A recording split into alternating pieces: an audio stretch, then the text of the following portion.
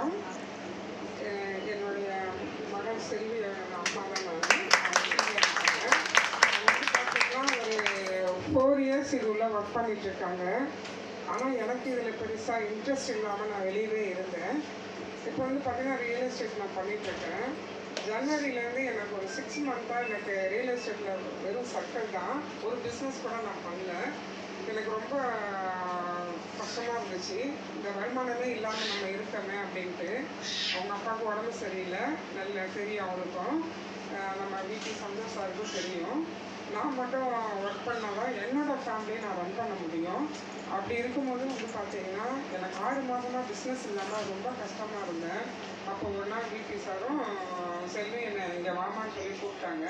நீங்கள் ஏன் அமைதியாக இருக்கீங்க, உங்களுக்கு நிறைய கான்டாக்ட்ஸ் இருக்குது, அந்த கான்டாக்ட்ஸ் வச்சு பேசி கன்வின்ஸ் பண்ணி ஆளுங்களை வர சொல்லுங்கம்மா, நான் இங்கே வச்சு நான் பேசி உங்களுக்கு நான் எடுத்து கொடுக்குறேன், பிஸ்னஸ் எடுத்து கொடுக்குறேன்னு சொன்னால், அதே மாதிரி இதெல்லாம் நடக்குமாம்மா, இது சாத்தியமா அப்படின்னு நான் கேட்டேன்.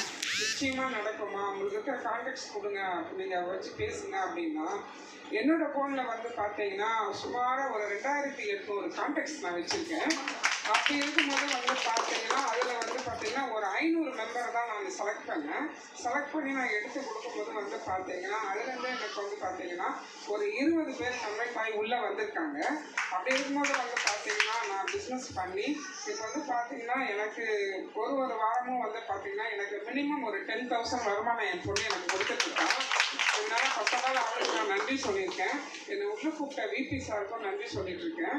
Thank you axis. இப்போ நான் பிஸ்னஸ் நான் தொடர்ந்து நான் பண்ணுவேன், ஆக்சிஸ்க்குள்ளே நான் ஜெயிப்பேன்.